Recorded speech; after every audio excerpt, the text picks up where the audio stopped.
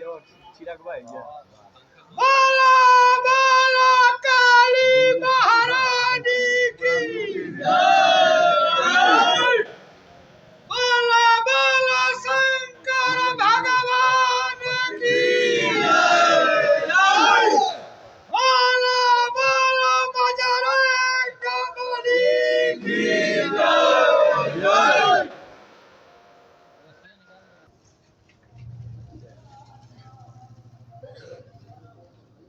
प्रेम का जोत जलाकर एकता का बिगुल बजाए हैं, जिसकी आवाज जन जन तक जुग जुग तक गूंजती रहे।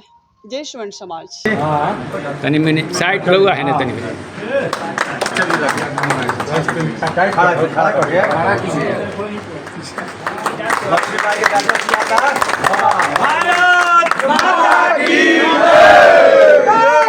मातरम वंदे मातरम।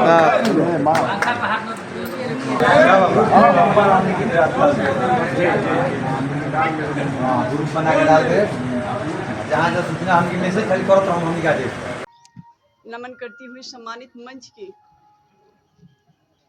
और नमन करती हूँ मैं इस गरिमामयी सभा में उपस्थित अपने बहुत ही स्नेहमयी अभिभावक को मैं हाथ जोड़ के प्रणाम करती हूँ। स्वर्ण समाज की भविष्य की बागडोर हमारी युवाओं की हाथ में है और युवाओं के लिए एक छोटी सी लाइन, जागो जवानों देश की वसुंधरा पुकारती, देश है जवान का पुकारती माँ भारती। इस स्वर्ण समाज की अभी की जो समय चल रही है, मैं हर विषय पर हर बिंदु पर परिचय कराऊंगी और यहाँ ये संक्षिप्त में मैं बोलूँगी कि स्वर्ण समाज की भविष्य की बागडोर अभी युवाओं की हाथ में है। तो इसलिए सूरज बनना है तो सूरज की तरह तपना होगा, नदियों से आदर पाना है तो घर छोड़ के निकलना होगा, पर्वत नहीं, अभी घर छोड़ के निकलना होगा। हम लोग की जो अभी स्थिति हो गई है कि घर छोड़ के निकलना होगा अपनी कामयाबी के लिए। 77 साल से पीड़ित हैं, जातिगत आरक्षण के कारण हम लोग जो 77 साल से पीड़ित हैं।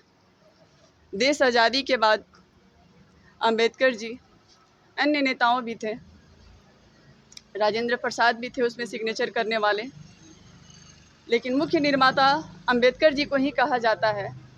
ये बहुत सोचनीय विषय थी कि देश की आज़ादी की समय चल रही थी, देश उसमें उथल पथल में मचा था, सारे कार्य हिन भिन मचा हुआ था और उस समय भी अंबेडकर जी अपनी समाज के लिए मरे। सभी लोग सब तरह से थे और वो अपने जाति के लिए मर रहे थे। उस समय में भी उन्होंने 10 साल के लिए अपनी जाति को आरक्षण बढ़ा दिए, जिसे देखते देखते इसे तो कई दशक पहले समाप्त हो जाना चाहिए, जिसकी नतीजा हुआ कि आज 77 साल गुजर गए, 3 पीढ़ी हम लोग के बीत चुकी। अगर हमारे पेरेंट्स आवाज़ उठाए होते तो यहाँ तक नहीं पहुँची होती, अगर ये आप लोग आवाज़ उठाए होते तो हम तक नहीं पहुँची होती। और आज हम लोग भी खामोश हैं। आए दिन आप दूरभाष के माध्यम से देख रहे हैं कि आज हम सभी के चुप्पी के कारण हमारी औलाद आत्महत्या करके चुकाने लगी। 90% लाकर 35%, 40% वाले से हार जा रहे हैं। आए दिन आप समाचार में सुनते हैं, हर न्यूज़ के माध्यम से सुनते हैं, 90% के योग्य अपने बच्चों के बनाने में कितनी कठिनाइयाँ हमारे समाज में हो गई है कि स्वर्ण समाज गरीबी के अंतिम चरण पे आ गए हैं, बेरोजगारी सबसे अंतिम चरण पे आ गई है। 3.9% स्वर्ण समाज की सबसे बेरोजगारी निम्न स्तर पे हो गई है। उसके बावजूद भी कितनी तपस्या से यहाँ की शिक्षा का भी माहौल इतना महंगा हो गया है। मैं इसी समाज से हूँ, इसलिए मैं अपने समाज की पीड़ा भली भांति जानती हूँ मैं कि हमारी समाज किस समस्याओं से चल रही है। उसके बावजूद भी 90% पढ़ाने के लिए, अपने बच्चों को उतना तत्पर, इतना योग्य बनाने के लिए ये माता पिता जानते हैं कितनी कठिनाइयाँ झेलनी पड़ती है। बदन पे शर्ट है या नहीं, फट गई है 10 दिन के बाद लेंगे। जूते टूट गए हैं 10 दिन के बाद लेंगे। गमछे फट गए हैं 10 दिन के बाद लेंगे। लेकिन ज़रूरी है बच्चा का फीस भरना, ज़रूरी है बच्चों का आवश्यकता पूरा करना, ज़रूरी है बच्चों का किताब लेना। अभी शिक्षा की समस्या यहाँ की जो चल रही है, आप सभी लोग भली भांति जान रहे हैं कि कितना कठिन हो गया है 90% लाने के लिए अपने बच्चों को बनाना। और वो बच्चा जाके 40% वाला से हार जाता है। ये सरकार का सिस्टम है। कब तक सहेंगे इस अत्याचार के हम लोग? कब तक बर्दाश्त करेंगे हम लोग? 10 साल, 20 साल, 30 साल जब चलाने से ये योजना का जब कोई लाभ नहीं हुआ, तो सरकार इस योजना को बंद क्यों नहीं कर देती है? जबकि ऐसी कई योजनाएं बंद कर दी गई। सतत शिक्षा आप लोग जानते होंगे, भोर अभियान, यहाँ तक कि भारत के 4000 NGO भी बंद कर दिया गया कि उससे कोई फायदा नहीं है। इतनी योजनाएं बंद कर दिया कि फायदे नहीं है, तो ये 77 साल से जातिगत आरक्षण चलाने की क्या मतलब है? इसे भी बंद कर देना चाहिए जब इससे कोई फायदा नहीं है। तो यह एक राजनीतिक स्टंट है। आप सभी लोग जानते हैं कि आपस की समाज के भाईचारा को तोड़ने के लिए कभी जाति को उथल पुथल इधर मचाया जाता है, कभी उधर मचाया जाता है, और हम भी समाज के लोग उसमें टूटते जाते हैं। और इसकी फ़ायदा उठाते हैं हमेशा राजनीतिक वाले। सबसे यहाँ उपस्थित होने का हम लोग का मुख्य कारण है घर घर जाना, गली गली जाना, कि हम लोग इसे लड़ना होगा, एकजुट होना होगा इसके लिए। अकेला चना भाड़ नहीं फाड़ेगा। हम यहाँ आप सबके बीच उपस्थित हुए हैं कि जातिगत आरक्षण जब तक ये हमारे समाज से समाप्त नहीं होगा, कई समस्या है। जैसे कि हमारे लिए तो कोई सुविधा बनी नहीं। सीधे शब्दों में मैं कहूँगी कि यह एक षड्यंत्र है, यह एक षड्यंत्र है। जातिगत आरक्षण के जरिए सवर्णों को वो स्थिति बना दी गई है कि आज ना घर के हैं ना घाट के। मैं हर बिंदु पर प्रकाश डालूंगी। आरक्षण के कारण सवर्ण समाज की एक नौकरी नहीं मिल रही है। देखिए, हर गांव की ये समस्या देखिए, ये मेरी कोई पर्सनल समस्या नहीं है कि हर गांव से कितने बच्चे भी नौकरी में जा रहे हैं। सवर्णों की गिनती कीजिए, बहुत ना के बराबर बच्चे निकल रहे हैं। उसके बाद जब नौकरी नहीं मिलती है तो शादी विवाह नहीं होगी। परिस्थिति देख रहे हैं कि स्वर्ण समाज में हर गांव में 10 से 15 युवाओं की संख्या बढ़ती जा रही है जिसकी विवाह नहीं हो रही है। उस पर आप लोग भी प्रकाश डालिए। हर गांव की ये सिलसिला हो गई है कि 10 से 15 युवाओं की उम्र 40 से पार हो गई है जिसकी विवाह नहीं हो रही है। जब नौकरी नहीं है, रोजगार नहीं है, पैसा नहीं है, किसी में तो आरक्षण मिल नहीं रही है, ना नौकरी मिल रही है। व्यवसाय के लिए अगर कुछ भी कर रहे हैं तो आपको कहीं आरक्षण नहीं है, कोई सुविधा नहीं दी जाती है, तो ये सीधे असर आती है कि युवाओं की विवाह नहीं हो रही है। जब विवाह नहीं हो रही तो डायरेक्ट हमारी जनसंख्या पे आघात हो रही है। हमारी जनसंख्या नहीं बढ़ेगी तो हम समाप्ति हैं। लालू यादव, आप सभी मेरे पूर्वज को ये बात भली भांति जानकारी होगी कि गांव-गांव में घूम के कहते थे भूरे बाल की समाप्ति करो। आप सभी लोग ये बात को जानते हैं, थोड़ा सा आप लोग गौर कीजिए। वहाँ भूरे बाल को समाप्ति करो, यानी कि राजपूत ब्राह्मण भूमिहार की समाप्ति करो। हम लोग समाप्ति के कगार पे हैं। ऐसे दर्शाया गया जातिगत आरक्षण के माध्यम से कि आरक्षण से उनके हर सुविधा से, हर अधिकार से, शिक्षा से, नौकरी से, रोजगार से वंचित करो। वंचित हो जाने के बाद आर्थिक स्थिति से खुद ही कमजोर हो जाएंगे। आर्थिक स्थिति कमजोर हो गई, आज उनकी विवाह पर असर पड़ी। विवाह नहीं हो रही तो जनसंख्या पर आघात हुई। जनसंख्या समाप्त तो हम लोग समाप्त। कब जागेंगे हम लोग? मैं हाथ जोड़ के विनती करती हूँ आप सभी से कि जागना जरूरी है। जो हम मांग रहे हैं ये अपने लिए नहीं मांग रहे हैं, ये पर्सनल मैं अपने लिए नहीं आई हूँ, ये पूरे समाज की है। पूरी समाज के अधिकार के लिए हम घर घर घूम रहे हैं कि अकेला चना भाड़ नहीं भरेगा, हम सब मिलकर एकजुट होकर बच्चा बच्चा लड़ेगा। अभी लोकसभा चुनाव के समय नीतीश कुमार 15% आरक्षण फिर बढ़ा दिए थे, सभी लोग आप जानते हैं। 15% बढ़ा था, आप सभी लोग जानते हैं। अभी की जो स्थिति आई है कि सभी लोग सवर्णों के पूज रहे हैं।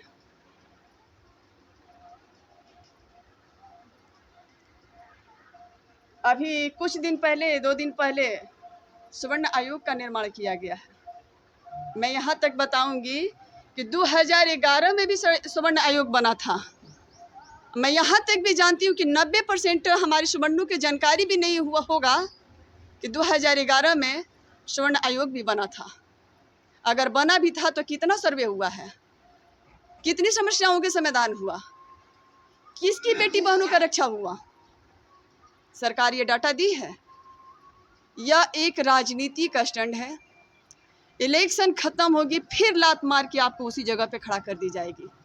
हमें स्वर्ण आयोग से मतलब क्या है, क्या जरूरत है? पीड़ित तो हम लोग जातिगत आरक्षण से हैं। ये जातिगत आरक्षण सरकार क्यों नहीं हटा देती है? हम तो ये भी नहीं कहती है राष्ट्रीय स्वर्ण क्रांति सेना कि सिर्फ इसे जातिगत जनगणना को आरक्षण को ही हटा दीजिए। हम तो ये कहते हैं कि आरक्षण मिले, आरक्षण मिलनी चाहिए, बशर्ते हर गरीब को मिले, क्योंकि व्यक्ति गरीब होते हैं, जाति गरीब नहीं होती है। गरीब हर जाति में है तो हर गरीब को आरक्षण मिले, बल्कि किसी जाति का नहीं। इस विचार से हम आप सभी लोग से जानना चाहेंगे कि आप सभी लोग थोड़ा सा आवाज़ लगाएं और अपने हाथ उठाएं कि क्या इस विचार से आप लोग सहमत हैं। मैं ये ओपन बात करती हूँ, हालांकि कुछ लोग के अगर बुरा भी लगे तो मैं क्षमा चाहूँगी। कोई पार्टियाँ, जितने भी राजनीतिक पार्टी है, कोई आपका नहीं है। मैं स्टार्ट अगर कांग्रेस से ही करूं तो कांग्रेस ही है कि जो संविधान की पहली सत्ता को समाप्ति किया, पहली पन्ना को ही समाप्ति किया। आज हमारे संविधान का पहला पन्ना होता तो हमारी संस्कृति नहीं गई होती, हमारी सभ्यता का नष्ट नहीं हुआ होता। बात करें लालू यादव का तो वही लालू यादव है। भूरे भाल का समाप्ति करो, राजपूत ब्राह्मणों के समाप्ति करो।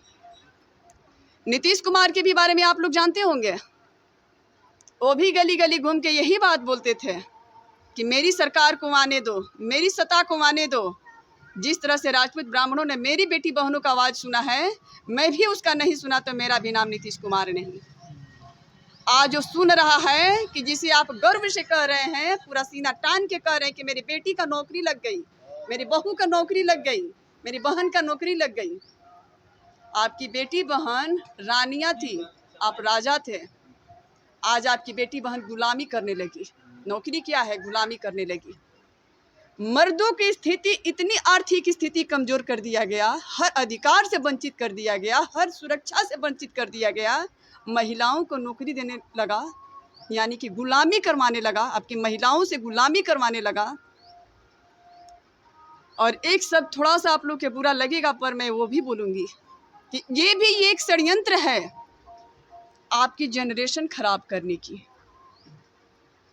मैं किसी की नाम नहीं रखती और किसी के मैं अवहेलना नहीं करती हूँ, लेकिन ये प्रत्यक्ष रूप से कहूँगी कि जिसके लिए नीतीश कुमार 10,000 रुपया पुरस्कार भी रखा है कि अगर अंतर्जातीय विवाह करती है लड़की तो उसे 10,000 रुपया इनाम दिया जाएगा। राजपूत ब्राह्मण की लड़कियाँ नौकरी तो मिलने लगी है, मर्दों का तो अधिकार छिन गया है, कहीं उसे कोई आरक्षण है ही नहीं, तो वो जाके अदर कास्ट के वहाँ जो भरे हैं उनसे विवाह रचाने लगी है।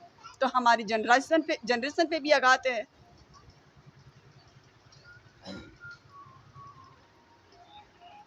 और इस सारी समस्याओं के लेकर कि कब तक पर्दा डालते रहिएगा आप, कब तक चुप्पी साधते रहिएगा आप, इस षड्यंत्र को समझना होगा, इस पे जागना होगा। आने वाला समय कल इतनी भयानक होगी, इतनी भयानक होगी जिसकी आप कल्पना भी नहीं कर सकते। हर रोज सुनते हैं ना, आज इनका बच्चा आत्महत्या कर लिया, इतना परसेंटेज आने के बाद एक नौकरी नहीं मिली, आत्महत्या कर लिया, आत्महत्या कर लिया। समस्या वहीं से नहीं है, समस्या वहाँ से लेके आपकी जनरेशन तक है, आपकी आबादी तक है। और इसी सारी समस्याओं के लड़ने के लिए कि सारी समस्या से हम अकेले नहीं लड़ पाएंगे, हमें आप सभी का साथ चाहिए, हमें आप सभी का सपोर्ट चाहिए। क्योंकि ये लड़ाई, ये युद्ध जो चल रही है जातिगत आरक्षण की, ये किसी एक का नहीं है, ये हम सभी का है। अगर मुझे फेमस होना होता, आवाज़ सिर्फ सोशल मीडिया के माध्यम से दौड़ाना होता, तो आपके पास पहुंचने की ज़रूरत नहीं थी, धूप में हर घड़ी गली गली घूमने की ज़रूरत नहीं थी। 5,000 रुपया खर्चा करती मीडिया के माध्यम से, दूरभाष के माध्यम से कहाँ पहुंच जाती, घर घर आपके पहुंचने की ज़रूरत नहीं था मुझे। लेकिन मैं आपके पास पहुंचती हूँ कि हर समस्या को मैं जानती हूँ और समझाती हूँ कि हमारे समाज की ये समस्या है। कहाँ सोए हैं आप, किस दुनिया में जी रहे हैं आप।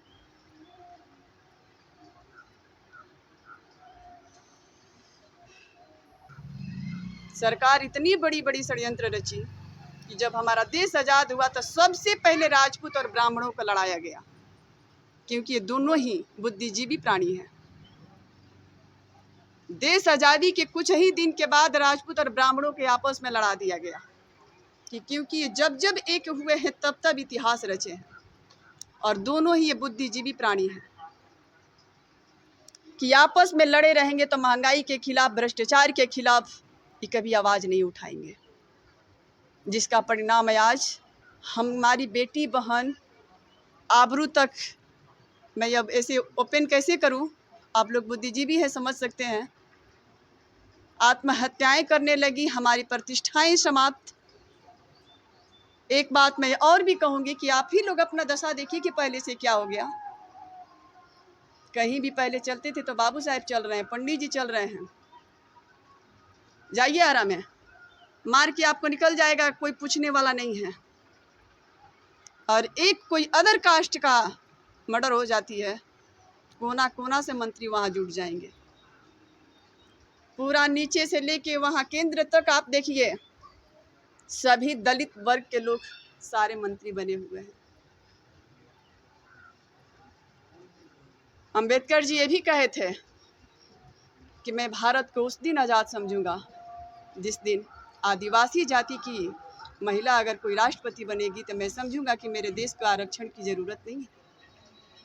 आज द्रौपदी मुर्मू आदिवासी समूह की हैं, राष्ट्रपति बन चुकी हैं, लेकिन आरक्षण उसी जगह पर है। हम लोग आवाज़ें उठाने वाले नहीं हैं। अभी जैसे कि हम बीच में उस बात को छोड़े कि जब 15% अभी भी नीतीश कुमार जब आरक्षण बढ़ाए थे, क्या उसमें सवर्ण के नेता नहीं बैठे थे पीछे? 20 दिन का टाइम भी लिया था, लेकिन एक भी सवर्ण का नेता आवाज़ नहीं उठाए कि मैं उसी सवर्ण के वोट से इस कुर्सी तक पहुंचा हूं, यहाँ तक पहुंचा हूं। मैं कौन सा मुंह लेके फिर उसके पास जाऊंगा? उन्हीं के अरमान से मैं जीत के यहाँ आया हूँ, फिर मैं कौन सा मुंह लेकर जाऊंगा? कमियां हम सब में भी है। ये पंडित जी का क्षेत्र है तो पंडित जी का सीट दे दो, ये बाबू साहब का क्षेत्र है तो बाबू साहब का क्षेत्र दे दो। अब इलेक्शन आई है तो देखिए, जिसको आप राजा बनाए वो आपको भिखारी बना रहा है, कंबल बांट रहा है, आपको चावल बांट रहा है, आपको गमछा बांट रहा है। जिसको आप राजा बनाए वो आपको भिखारी बना दिया है। आपका दिन इतना गिर गया है,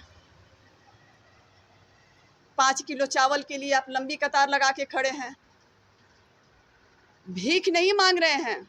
हमारे पूर्वजों ने ये भारत को एकजुट करने के लिए, भारत को मजबूत बनाने के लिए अपनी जो संपत्ति दान की है, मैं आज भी कहती हूँ कि नहीं चाहिए आरक्षण की भीख मुझे, मेरे पूर्वजों को संपत्ति लौटा दे। तो जिम्मेदार हम लोग भी हैं कि अभी रिश्तेदारी नातेदारी जोड़ना शुरू हो गई है, भीख बांटना शुरू हो गई है। हम लोग लेने के लिए तैयार हैं। मैं बार बार कहती हूँ, शिकारी आएगा जाल बिछाएगा, लोभ में आकर फंसना मत। 5 किलो राशन के लिए, कंबल के लिए, साड़ी के लिए जिसको आप राजा बनाए वो आपको भिखारी बनाने आएगा, उसके लिए आप बिक जाइएगा। क्यों नहीं अपने अधिकार के लिए आप मांग रहे हैं कि हमारा अधिकार दे दो, नहीं चाहिए कंबल चुंदरी साड़ी, लड़ो मेरे अधिकार के लिए, तुम्हें हम भेजे हैं ना, हमारे लिए लड़ो।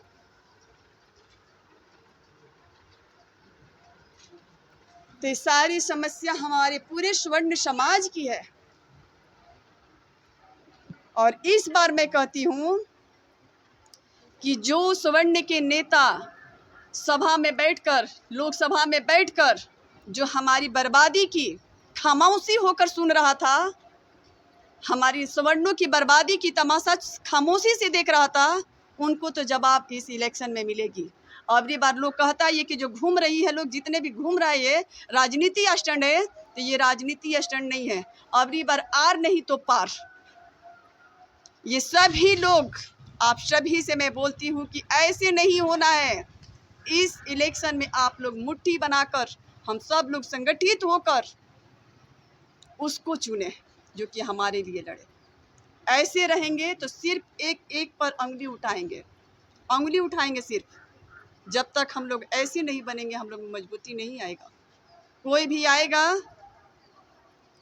जो चाहता है वो करके चला जाएगा, फिर हमारी दशा वही हो जाएगी।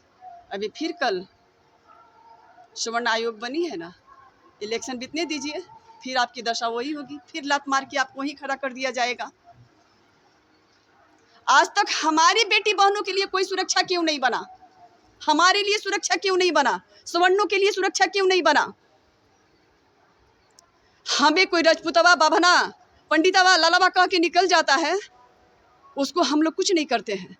अगर हम गलती से कहीं जाति शब्द सूचक शब्द का प्रयोग कर लिए तो हम पर बेबुनियाद एफआईआर हो जाती है। हमारी सुरक्षा के लिए कोई नीति नहीं बनी यहाँ। आज तक हमारी सुरक्षा के लिए कोई कार्यालय नहीं बनी। सवर्णों की बेटी बहनों की सुरक्षा के लिए कोई कार्यालय नहीं बनी। लेकिन हाँ, सवर्णों के प्रताड़ित करने के लिए राज्य के हर जिला में SC/ST कार्यालय बनी है। SC/ST में कितने सवर्ण जाते हैं अनुसूचित महिलाओं को रेप करने, बलात्कार करने? कितने पुरुष जाते हैं? 1% भी ऐसा घटना होती है नहीं होती है, लेकिन 99% सवर्णों के प्रताड़ित करने के लिए राज्य के हर जिला में SC/ST कार्यालय बना के रखा गया है।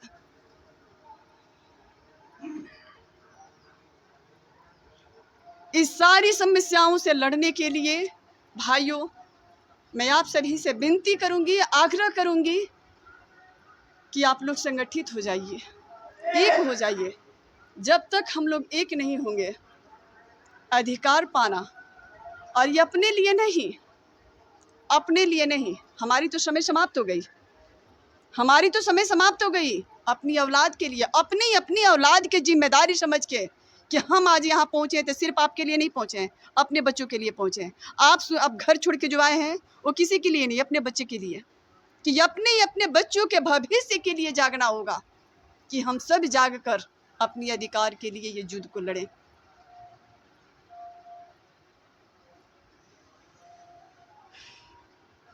ब्राह्मणों के खून से इस भारत की भूमि सिंची गई, राजपूत ब्राह्मणों के खून से इस भारत की भूमि सिंची गई, और देश के मालिक बना है सभी गद्दारों ने।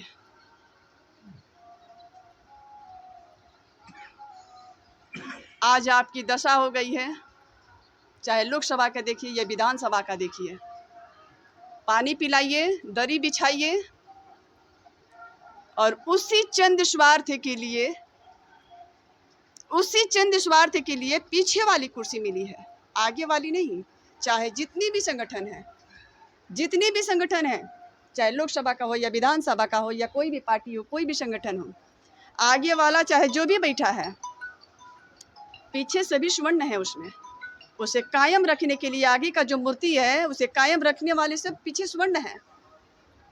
अब पीछे की कुर्सी को कायम रखने के लिए दरी बिछा रहे हैं, पानी चला रहे हैं। एक राजा थे, आज उनकी दशा देखिए, और दशा की खुद भी जिम्मेदार खुद हैं।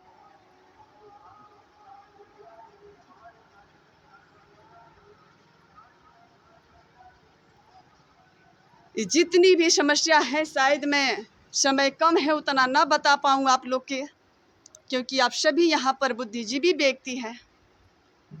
आप लोग जागिए और एक दूसरे को साथ लेकर हम लोग इस जंग को लड़ें, अपना अधिकार पाएं।